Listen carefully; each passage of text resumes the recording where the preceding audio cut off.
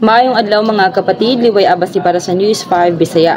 Dili na makigtambayayong sa investigasyon sa Independent Commission for Infrastructure ang magtiayong kontraktor nga sila Sara ug Curly Descaya kalabot sa mga irregularidad sa mga flood control project. Sumala kini sa usa ka opisyal sa fact-finding body karong Miyerkules, Oktubre 15. Base sa impormasyon gikan sa ICI Executive Director nga si Attorney Brian Hosaka, gigamit sa magtiayong Descaya ang ilang katungod nga dili motubag batok sa kaugalingon atol sa pagdungog ng gihimo sa headquarters sa komisyon sa Taguig City. Gidawat gihapon sa ICI ang mga dokumentong gisumite sa magtiayon bisan pa sa ilang desisyon nga dili na makigtambayayong sa nagpadayong investigasyon. Gisubay karon sa ICI ang magtiayong Descaya tungod sa ila kunong kalambigitan sa mga kumpanyang nakadawat og bilyon-bilyong kantidad sa kontrata para sa mga flood control project. Pipila sa mga proyekto ang nakitang dili kompleto o ubos sa kalidad apan gilimod sa magtiayon ang kalambigitan sa bisan unsang irregularidad.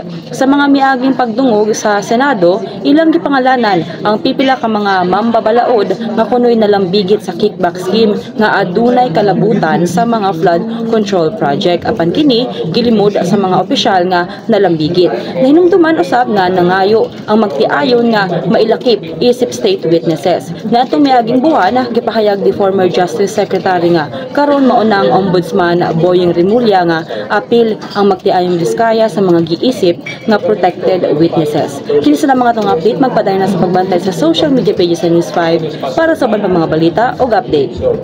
Amping tang tanan.